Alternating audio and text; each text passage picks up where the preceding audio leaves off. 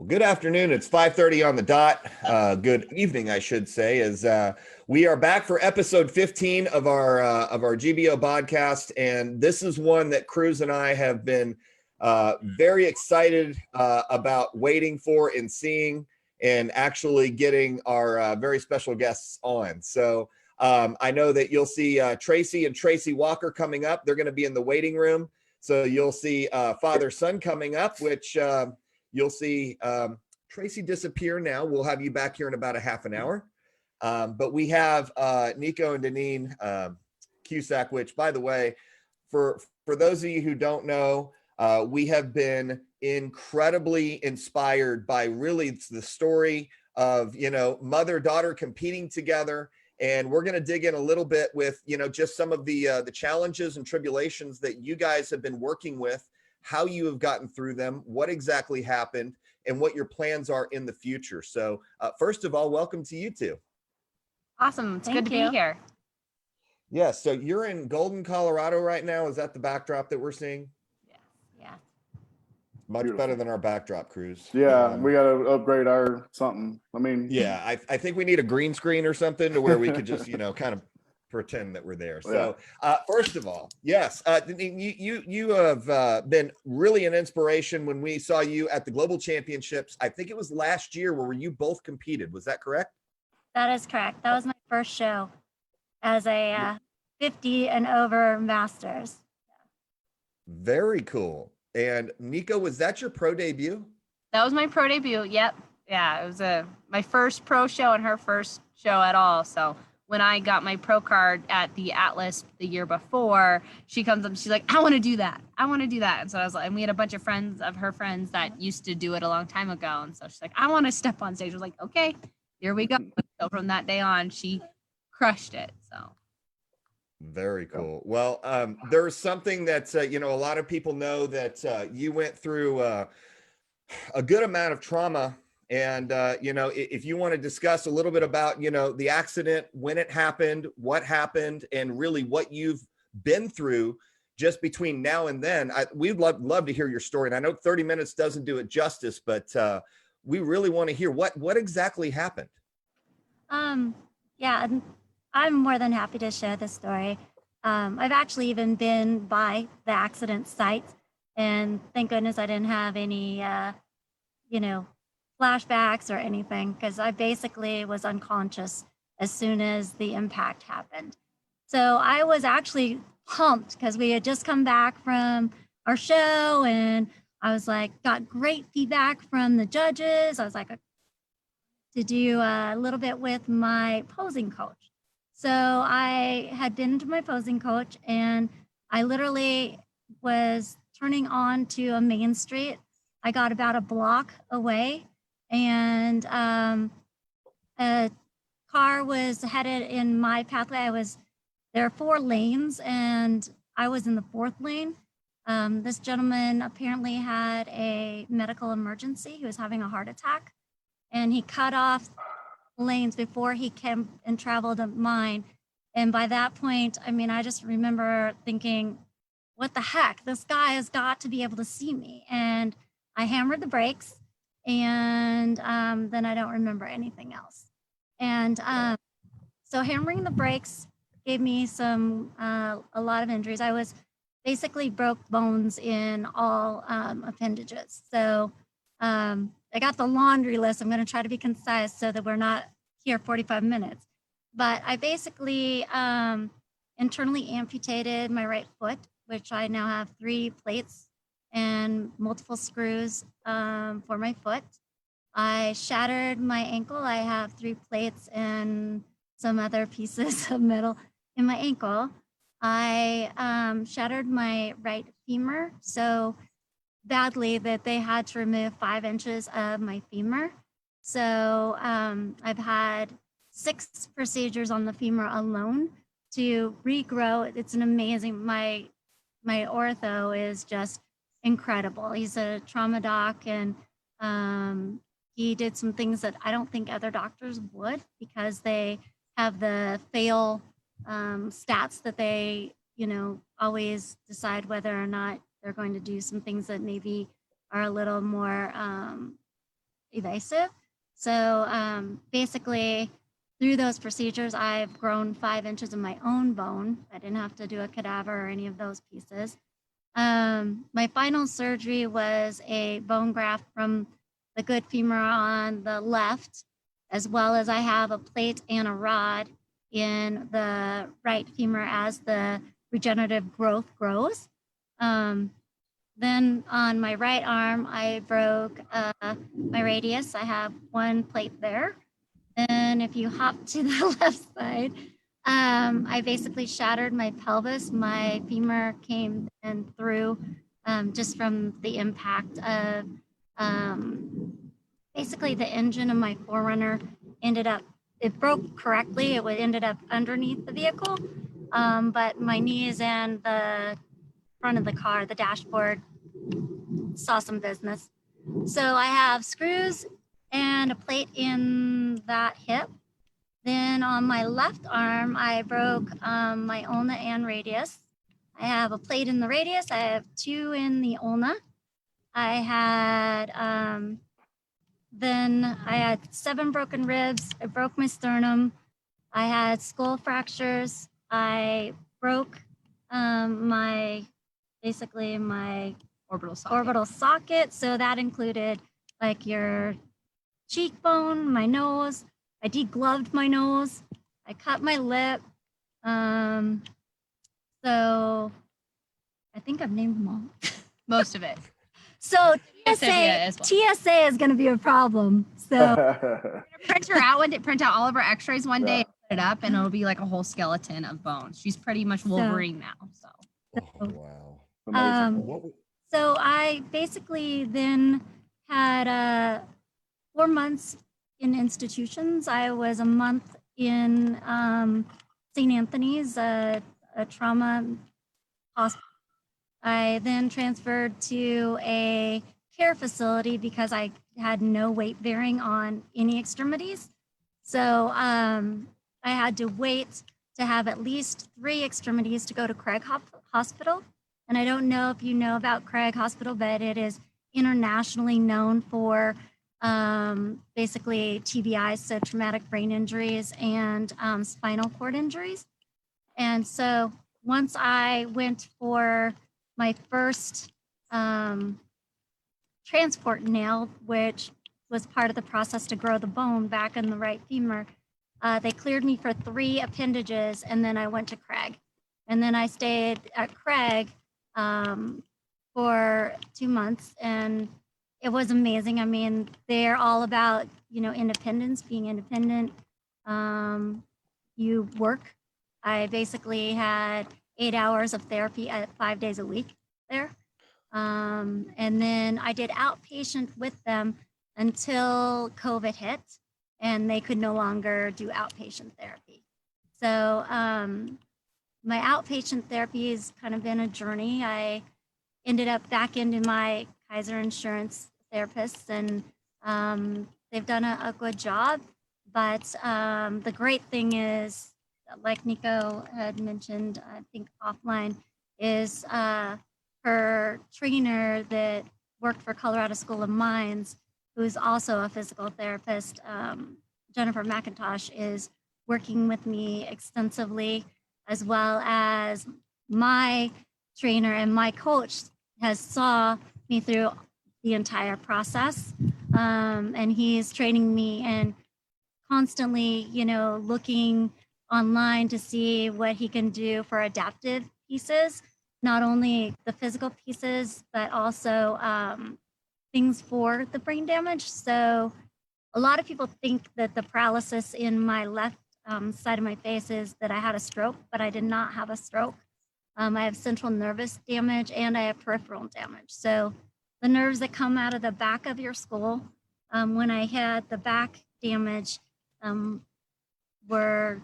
they weren't severed because they are healing, which is fantastic. So at one point I was going to have eyelid surgery and have a weight in my eyelid. And then luckily it healed. I actually walked in, was all gowned up, had an IV, talked to the anesthesiologist. Surgeon walks in the door and she says, "Why are we doing this surgery?" And I was like, I don't know. So we backed out the IV and we went to lunch. Great. And then, so the face is healing. The right arm is also central nervous damage. Unfortunately, it's not just peripheral. So relearning and reconnecting those pieces, but Ryan has been doing a great job. My shoulder actually was frozen at one point from non-use.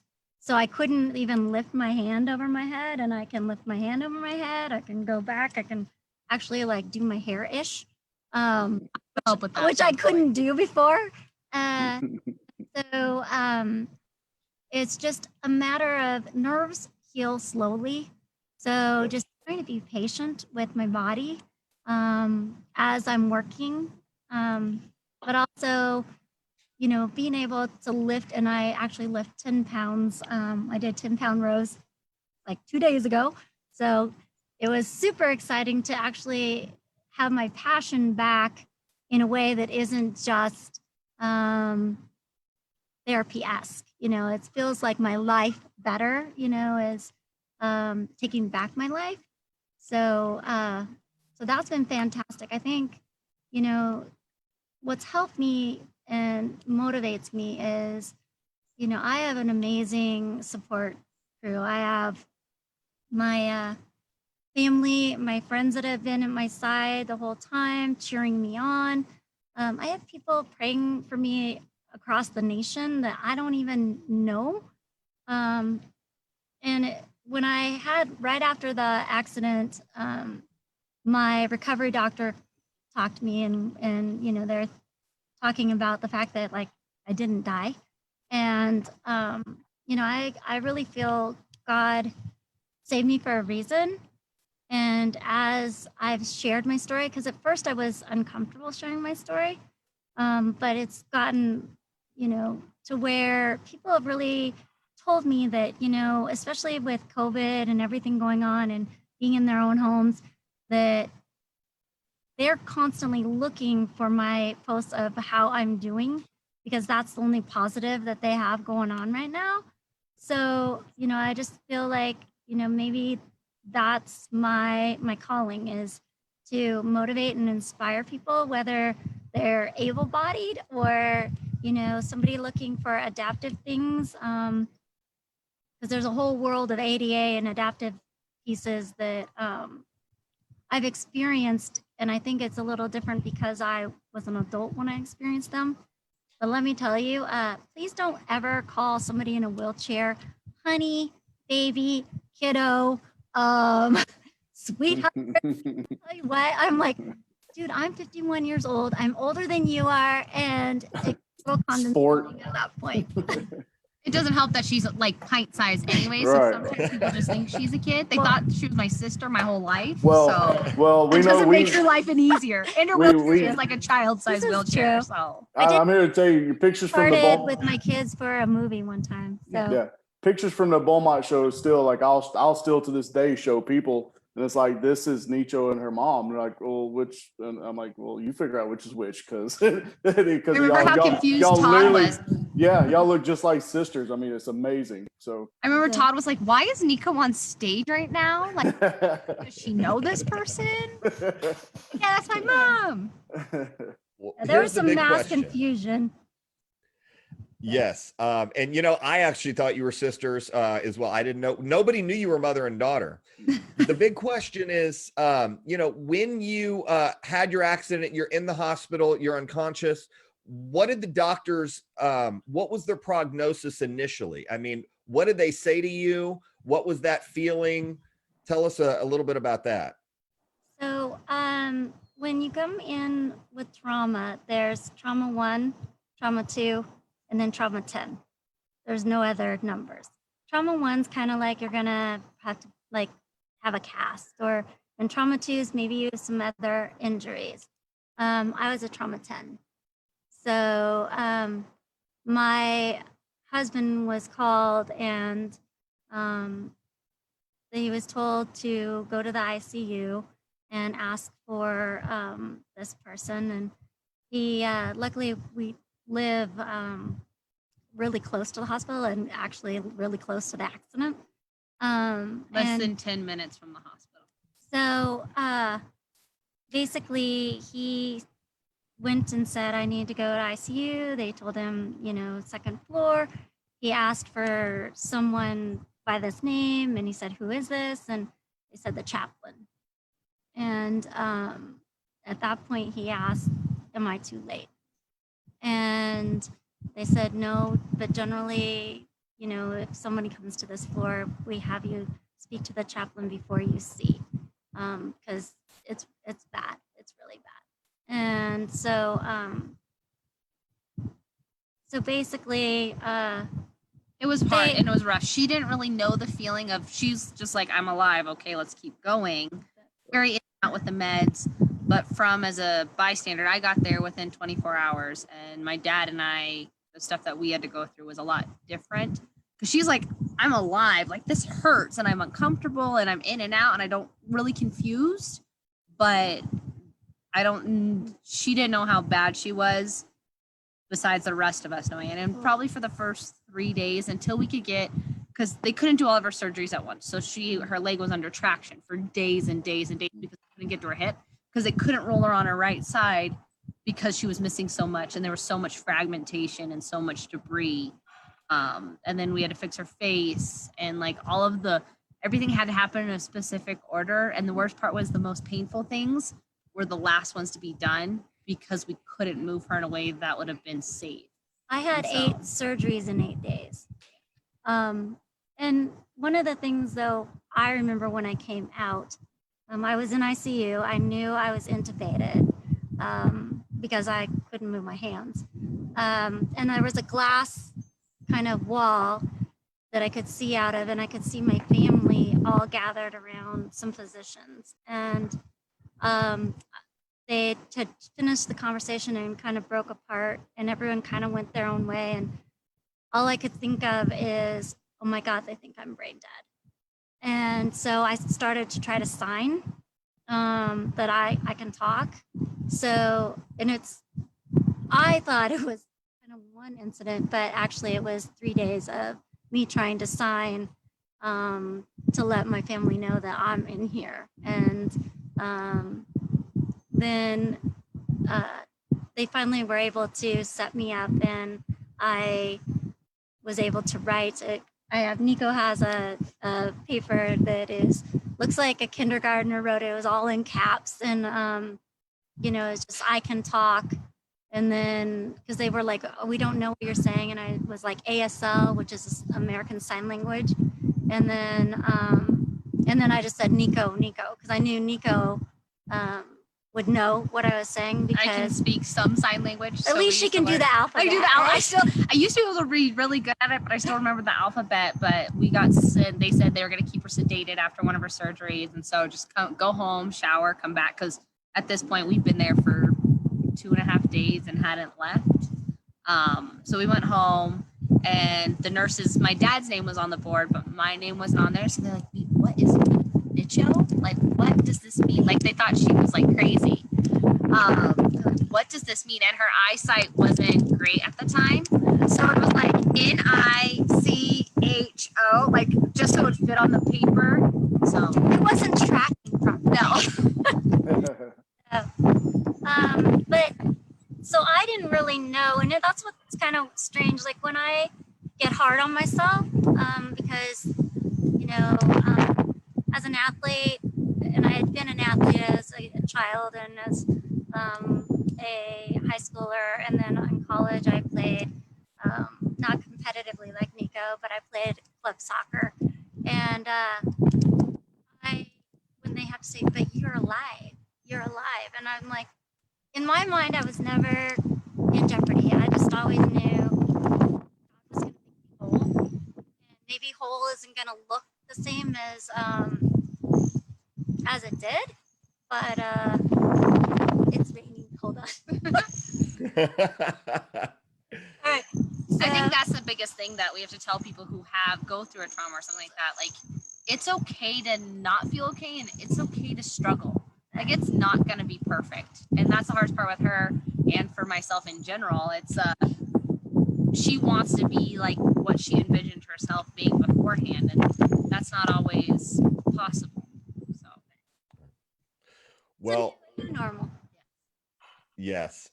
First of all, the story, I mean, it doesn't do it justice what we saw you go through, and just checking in on updates. And, I mean, Keith is our commentator. So I have to, first of all, thank Keith for, the brunette on the left is my wife. Okay, cool.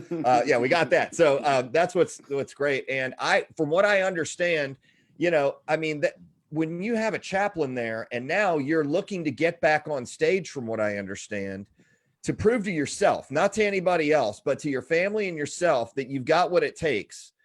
Tell us about your journey going forward. From what I understand, you're in prep for a show. Well, yes, I am in prep for a show.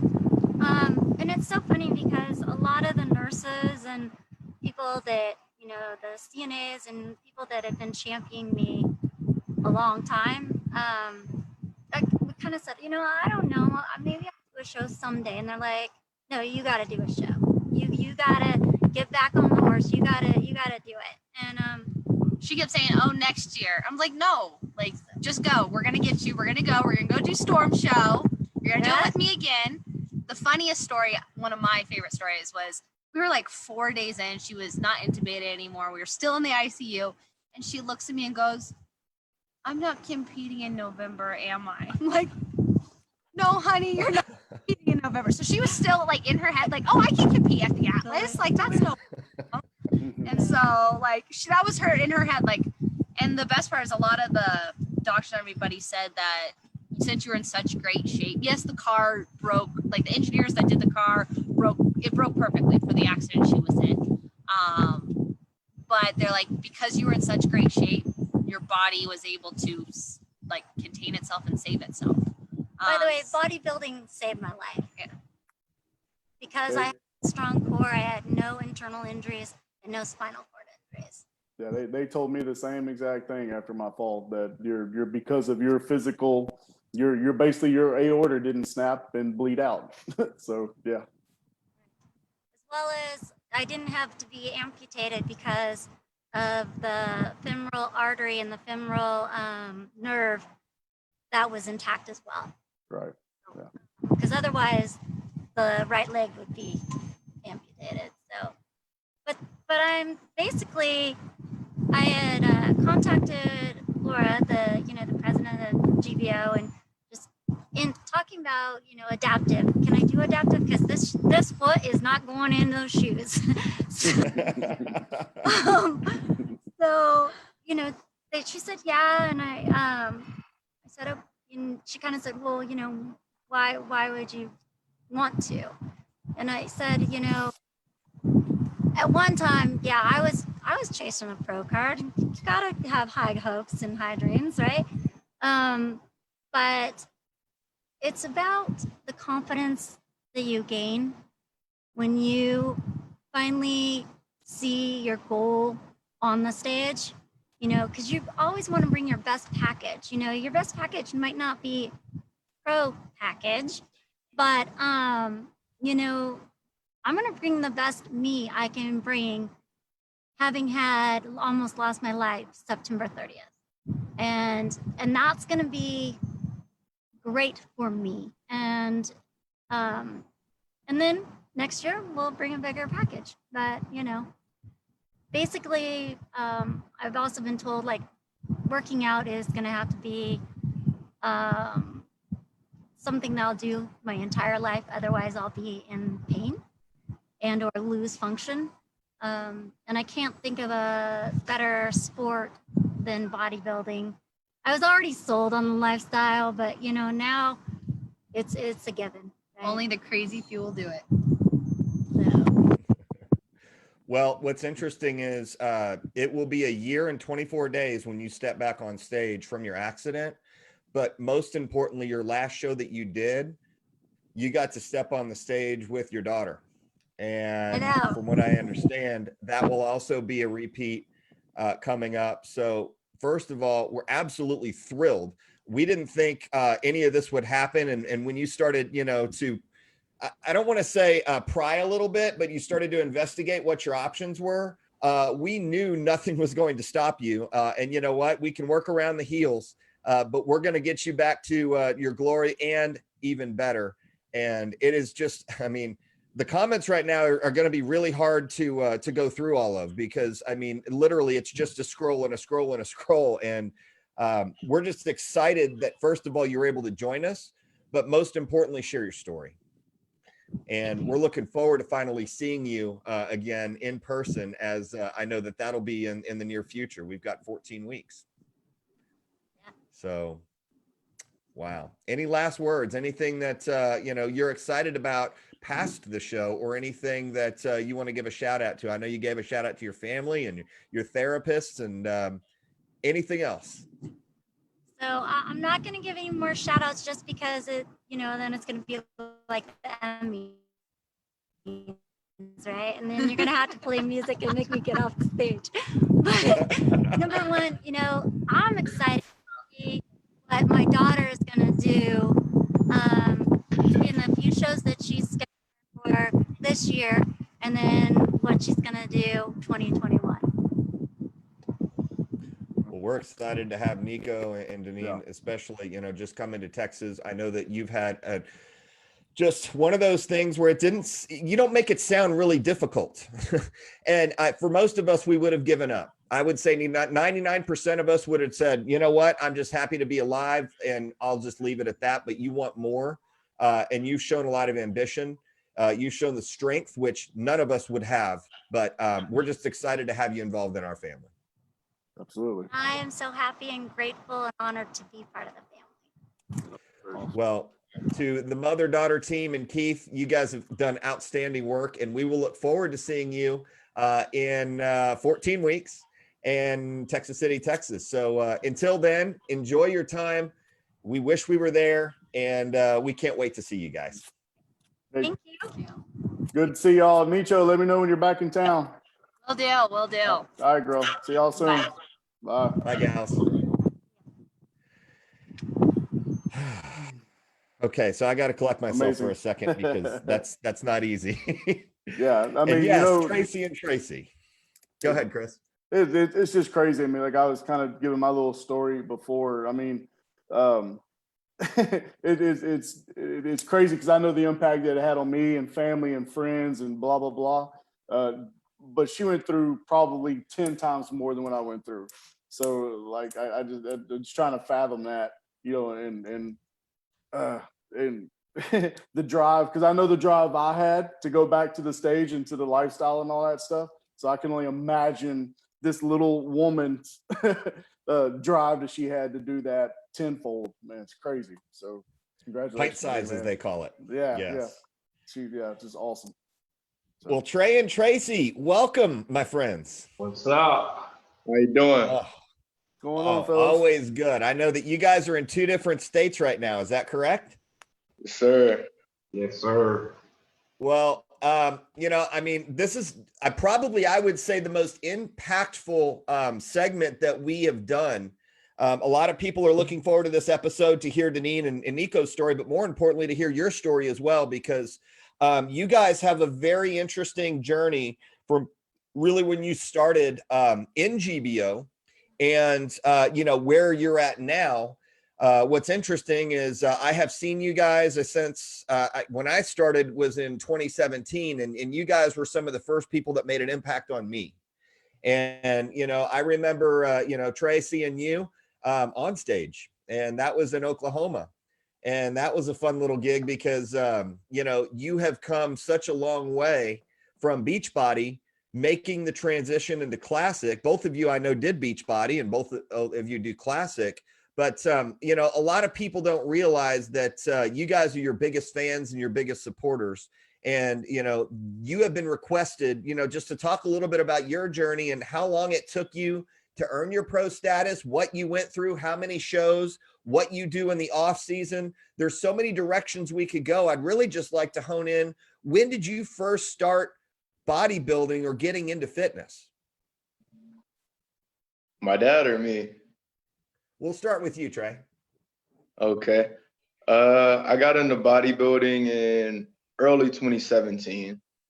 I think I was working out for football actually, and I got a random call from my dad asking to do a show, and I was like, nah, that's not really my thing. I don't want to get a whole bunch of dudes. Like, I don't want to do that. He kept on bugging me, and I was like, all right, let's do it. All right. So Did you do biceps before you hopped on there? Yeah. Because dude, you're about to bust through that shirt. Oh no, I actually had to take the day off. No lie. You got your pump on before you came on, man. It's okay. Admit it. So 2017, what was your first show? Was your first show right before the Atlas? My first show was NAMBF in Oklahoma City. And that was supposed to be both of our first shows, but I get a call like 3-4 weeks out saying, nah, not this time. So I went Your first GBO show, was that Ken Capitals? I think my first GBO show was the Purvis. Okay. Oh, Yeah, that's right. Very cool. So you were a 2017 guy who played football, and now you've earned your pro status in Vegas, which we'll talk about. Tracey, Dad, when did Dad start competing? Because you have produced a multitude of successful athletes, and I know that for your journey, you're really the inspiration behind everything, because this is kind of, you lead by example. So when did you start? I actually was 2017 as well at the Purvis Classic.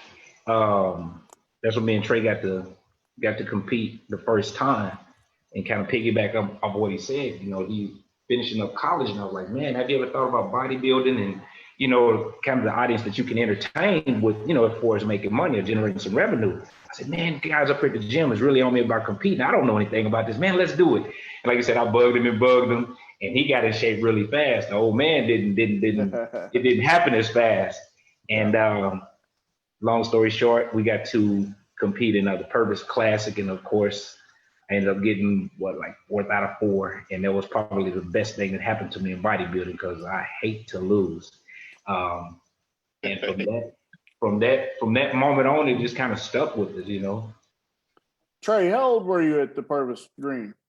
Your first show? 22, 23. Wow. We walk you through 2018. I know that the Legacy Classic happened. Is that the first time you got to compete in Houston together? Because I remember going to that show, and I think seeing both of you compete side by side in Classic. Was that your first Classic run? I did the Legacy the first time by myself. Because he beat me. He beat me in the at the Atlas. So I went on and did that one, and he was just there for me. Got it. Making me get up and eat and whatnot. Got it.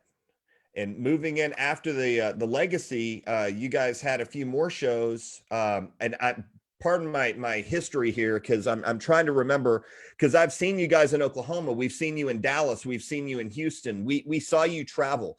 Trey, how many shows have you done since 2017? 10, I believe 10 shows. Wow. 10 shows. Yeah. And how old are you now? 26. By the way, did you know most people don't do 10 shows in their lifetime, let alone before they're 26 years old? Yeah, especially bodybuilding classes. Yeah. Yes. I don't like losing either. Tracey, how many shows have you done since 2017? Since 2017, 3. 3. Yes. So when did you earn your pro status, Tracey? 2017. And last time I checked, I think you made your pro debut. Was that 2019? Yes. Yeah, I ended up, I had a surgery in 2018. I was actually prepping, and ended up have to put everything off, and came back. And 2019 was pretty good for me. It was a learning experience, that's for sure. What was your first pro show? I'm trying to jog my memory now. Because I think there's something I told you at that show. What was your first show? Was it Austin? Did you do Austin? Yes, it was Austin. Okay. And I think I got up there with them Beachbody guys. Yeah, and I told you backstage, Yes, take sir. your ass out of Beachbody, go do some classic. Yeah, I remember. Yep. I'm trying to jog my memory. So Yes, sir. Yes, sir. Okay. So what happened at the Battle of Central Texas? I know that you that lit a fire under your butt in September. By the way, you competed more than 3 times, but that's okay. We're going to get there. What got you in? Because your next show after the Battle of Central Texas, was that the Storm Classic? Yes, it was. So you took 4th out of 4th, your very first show. Battle of Central Texas, how did you do? Man, I jumped in that Beachbody with Hakeem and them boys, and I got waxed. And I think I got 3rd in the Masters. And like I said, I knew Beachbody wasn't my thing, but I definitely wasn't expecting to get the floor clean with me. But it was just kind of like a reality check for me to get back in my lane and crank up the train and make the proper adjustments and press forward with what I needed to do.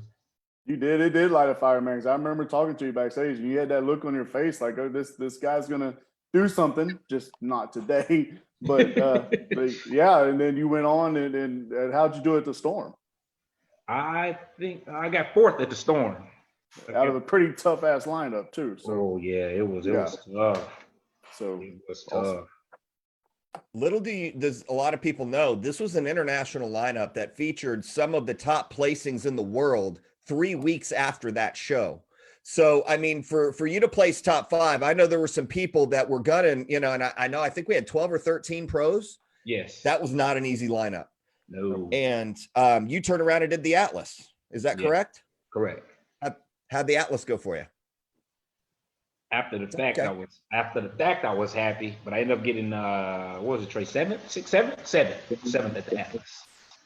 Yeah. So one of the beautiful parts, and the reason why I say that is because to be top 10 in the world in an organization, that is the pinnacle. That's the top 1% of athletes, and to place top 10 is a feat. Right. And I know the size that you have put on and the conditioning that you're going to bring for your next time around this year is going to be a whole new ball game, because for some reason I keep seeing these texts with here I come. I'm like, yeah, you're right. So, I know a lot of guys are watching. I'm always impartial, just because, we let the judging do this, but you've made large improvements. Right. If I can go, Trey, to you, I know when you had a couple of shows under your belt and then you showed up for Vegas, what was your feeling in Vegas, knowing that you could possibly earn your pro status?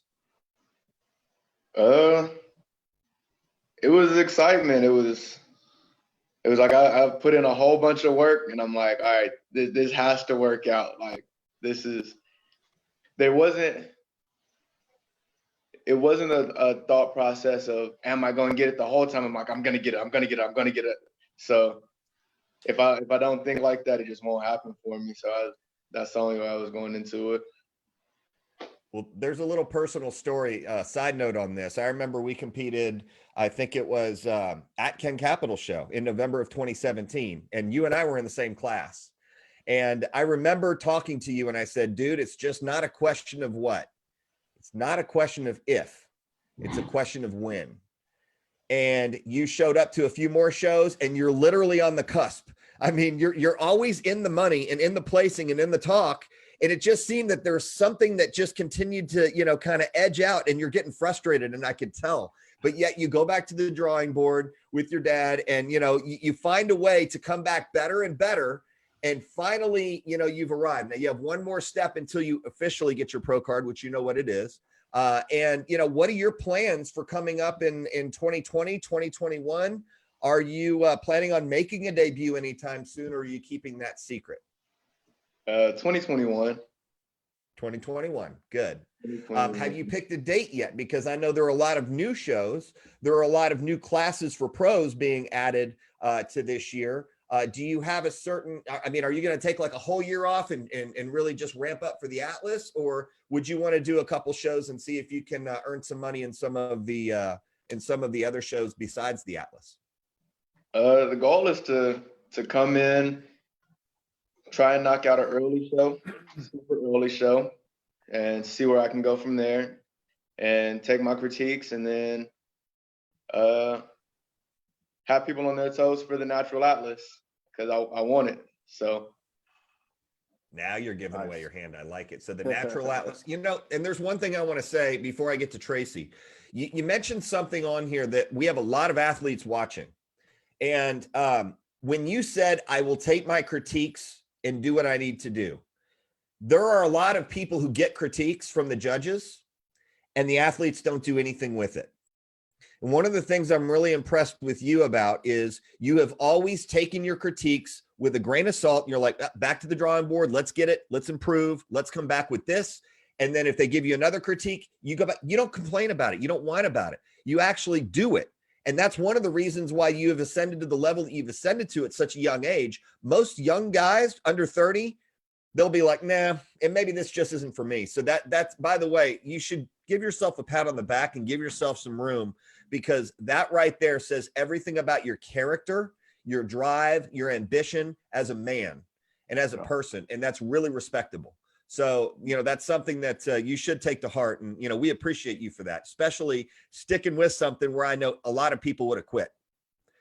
So you're welcome. You're welcome. Tracey, we talk about your 2020, no matter how 2020 finishes up, you know, I know that 2021 is something you're looking forward to. Tell us about your plans for 2021. Man, honestly, I was really looking forward to this year. Knock out this show at Todd's show in 9 weeks, then your show, and I'll probably just stay hard and heavy on it. Depending on how early the shows are, I'll hit it. But if not, I'll definitely do a couple of shows prior to the Atlas. You know, I kind of like to do in the back-to-backs. It really works for me for some reason. I think I'll do it as long as I can. I will say each prep is different. I mean, same old body, but a different prep to, you know, get different results, or better results, I should say. And it's not really hard, but it's taxing. It's definitely taxing. But just depending on how the shows fall, but I'll definitely be competing, because there's a couple of guys out there, and if they watching, they know who they are. They know I'm gunning at them. I'm going to apply pressure. He's one of them. He's gunning at me. I'm 47, man. I'll be 48 next year when I compete. So being up there with these youngsters, man, and, you know, I'm natural, you know, a cup of coffee and pre-workout is about the best it gets. Some BCAAs, you know. So it's tough, man. But I wish him all the best. Like I said, the harder I go, my intent is for him to get as much as he can get out of this. Like you said, being the example, man. You lead from the top with your kids, and other people seeing, you know, the old man can do it, or he can do it, or he's doing it. It takes a lot of the excuses out of life. And that's kind of what I push. When I met you guys with the GBO, it was just like, I think I found a home with something that I can do, I think, for a while that will help me in my endeavors with raising these boys and the mentoring and just people I come in contact with on a daily basis. You know, going with what Tracey said, we'll go back kind of what Trey, where Trey's at 22 years young, dude. And I said this before to other people, you've got 30 years left in this, dude. I look at people like one of my heroes is Dexter Jackson. Started 19, whatever, you know, $140, 50, however much he weighed, and now, you know, in his right at 50, still doing it, still placing top shows. He's just now getting his prime, in my opinion, you know, for the last 5 years. So people say all the time, oh, I'm too young and I ain't got this and I ain't got that. Start doing it now, man, because if this is what you really love, then 5-10 years from now, and also at the same time growing as GBO grows, dude, there ain't no telling where you're going to be sitting in 5-10 years. GBO is going to be here, and then you're going to be here with them. So that's kind of a message to everybody else. Get in now while you're young, and while GBO, dude, we're 5 years into this. There ain't no telling where you and GBO is going to be in 5 years. I mean, it's crazy to think about it. Then the other thing I admire at 22 is the discipline that you put in, because I've seen you compete. I've judged you, and the discipline you compete at is way more than most probably 90% of people your age have. So just a message to everybody, man, get in it, start doing it. And you'll find that bodybuilding not only alone is great for your body, but it's great for structure of life also. So and I know, you know, and Tracey can agree with me, you know, so I just want to point all that out, man. So that I admire, you know, both of y'all really. And Tracey's older than me and still competing, so I want I want to point that out also. That's also great. So great job. So, and you know, I guess that does bring up a good point, Cruz. Trey, who are some of your people that you look up to that really have kind of inspired you to stay the course, stick with it? You know, it could be somebody outside of your family. It could be your family. What is your drive? Who do you see helping you and supporting you in your corner? Mostly just my dad. Honestly, I don't really look up to too many people, but I look up to him. He's not gonna ever steer me wrong. He's gonna tell me when I'm wrong. He'll let me know when I'm right. Plenty of times when we had those critiques after shows, I mean, I'm pissed, I'm crying, whatever, and we talk it out and we sit down and we put a plan together. So he's always been in my corner. He's been at every show he can make it to. I mean, had some mishaps with one show, but yeah, that's really it. I mean, I don't really look up to too many people, but my dad is definitely the guy he's the man that keeps me going. Cause I have his picture saved right next to my pictures, and I'm like, nope, I gotta come back better because I'm gonna take them down. And he still won me. So he beat me last time, so I gotta come in and beat him. But then I want to beat everybody, so. But definitely him. There you go. Well, that's the right person to look up to, by the way, number one. And number two, eventually this torch is going to be passed. Don't know when, you know, and I think you've made your stake, Trey, with, you know, the 2021 Atlas, and maybe you guys meet again on that stage or maybe even sooner. You know, and there's no way, I wish we had more time, but, you know, to finish up with that question, Tracey, I'm going to finish that up with you. Trey, if someone wanted to follow your journey, how can they find you? Where can they follow you? Can they follow you on Instagram? Can they follow you on Facebook? Right now it's just Facebook. I deleted Instagram and pretty much all my other social media. So pretty much just Facebook right now. I understand. You're keeping it quiet so nobody can see your progress. And then all of a sudden you're just going to show up and be like, bam. I see how it works. Okay, that's good. And by the way, you're a pretty quiet guy. So this is the most I've ever heard you speak, which is great, by the way. So thank you for being outside of your comfort zone and really, you know, taking the time with us, because you definitely deserve to be highlighted. You know, you're a great example to our organization. And really, I think a lot of people are going to notice the way that you conduct yourself is something that's a great example, especially, you know, with just how you conduct yourself off the stage. And that's something that's very humbling. So we will do that. It's Tracey Walker on Facebook. Yes, sir. Very good. Very good. And then Tracey, for you, did I hear 2021 Atlas or like a natural Atlas, or you want to go the other way? Nah, natural. I'm gonna stick it out for natural. Yeah, gotcha. I think it might be a little late in the game to try this stuff, and this is working for me, you know. And honestly, you know, just get to compete with him, you know, Thorne and all of those guys, man, it's like I said, it keeps me on my toes, and this level is good enough for me. The fact that I placed where I placed in the last Atlas just kind of catapulted my thought process into training even harder. You know, I actually got with a trainer and picked a couple of trainers' brains and working with some people doing some things different so I can bring a different package, you know, because like you said, with the critiques, you hate to hear it. Nobody want to lose, but somebody have to. And I take it to heart, you know. So you say, I need bigger shoulders. I need to be leaner. I'm going to have bigger shoulders, and I promise I'll be leaner, you know. And that on this level is good enough for me. And the competition is, sheesh, man, it's stellar anyway. You know, I would have to win a natural Atlas before I would even think about anything else. Let's put it like that. But I think I'm more than likely to just ride this out. I will tell you two things. Number one, what I hear is a lot of natural athletes wanting to compete in the non-tested or the standard atlas, just to prove that, you know, a natural athlete is just as good as anybody else. And I like your style, because when you said that, a lot of respect for that. Number two, Larry Swan hopped on, James Mickles, Derek Richardson. These are all your guys, Simeon Charles. You know, these are guys who highly respect you too, because they've seen what you brought. They also understand that they're in the same boat. And it's going to be really interesting to see you guys as you guys grow throughout these next, 18 months.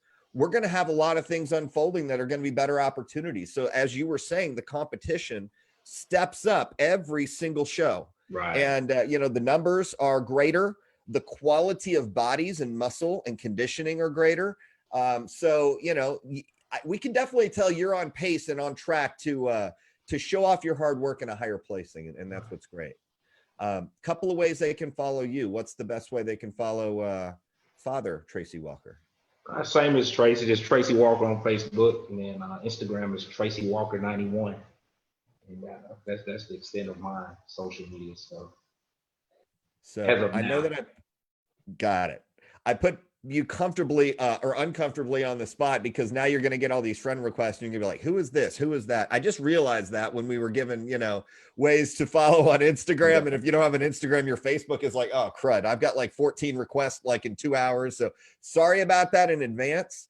But I must say that for you guys to have family involved in this journey with you is one of the probably one of the most beneficial things that we don't really get very often, and having Denein and Nicho, being able to support each other, having you guys being able to do that. It's a really exciting thing. And I cannot wait to see both of you on the same stage at some point. And I know Trey's going to come in and he's finally going to get his redemption. And I just don't know when that is. Nobody knows. Nobody can predict the future. We don't have the crystal ball, but I know Cruz has watched that too. And I think you guys both work in silence, but you also work very closely together, to accomplish what you're looking to accomplish. So, anybody you look up to specifically, Tracey, that, really sticks out to you? Man, honestly, 3 years ago, I didn't know jack about bodybuilding. So like when we talk, Cruz, you, Bob, Todd, and like I said, the little bit of guys know Simeon and the Thorns and all of those guys. I'm not necessarily look up to, but they have an impact in my life with this bodybuilding journey. And you guys, like I said, you, Bob, with the losing nights, the info that you're giving down and the confidence that you instill with it's going to be all right. Go back and work on this, take this, work on it. It like I said, it's bigger than life. So I respect that a lot. And as far as like looking up to anybody, not really. I never was that guy. People like I admire, definitely you four that I just named. And that in this bodybuilding world definitely keeps me going, keeps me wanting to chase that one spot. I'll get it one day. I don't know the way they come, and it's gonna be hard, but I'll be there. Yeah. There's some youngsters coming up, man. I promise you that. So I've seen them. That. Well, guys, we love having the Walkers in our GBO family. And, I mean, we've always appreciated you guys with your support, with your travel, with your investment just in yourselves, because you always show up with the quality that the judges look for. So, that's something that we can't say about everybody, but you guys always are on point, and you guys are always open for feedback and, always getting better. So thank you guys for being on. And, it's going to be fun to see your journey, especially over the next 18 months as Trey steps back on stage with obviously more proportion, symmetry, muscle, and conditioning. And he will, I think, be a force to be reckoned with. And, you're just starting. So very fun to be able to watch you guys. Yes. Yeah. I want to thank Tracy's always one of those guys that, if we're at the same show, man, he comes up, asks how everything's going. Just real humble dude, man. And we don't really come across a whole lot of those people in this industry. Now, GBO, a lot more than normal, but but Tracy, since day one, Tracey came like we've known each other for years, man. So I just want to point that out, you know, and I know with Trey saying that, you know, you're basically the man he looks up to, you know, that says a lot about Trey also. So two good dudes that I love seeing at shows, man. So I hope to see y'all soon. Yes. So for that, I thank both of you. And we will look forward to seeing you guys soon at a show coming soon. And hopefully, Trey, we'll see you supporting Dad at the Storm Classic and at the Legacy, as I know that, you know, you guys always do. So until then, just a quick clarification. Yes, the Legacy, September 26th in Houston. These are the Texas shows. And the Storm Classic, October 24th, as we are making final preparations and getting the last few things ordered. Everything is good to go there. And until then, next week, we will be also we might continue this family theme cruise. I have 4 guests that have been recommended to me that have confirmed, but we are going to be arranging that date, and it's going to be a nice surprise. So All right. Until then, 5:30, same time, same place. We'll talk to you soon. Enjoy your weekends. All right. Thanks for having us, man. Thanks for having us. Bye, guys. Thank y'all. All right, crew. Later, bro.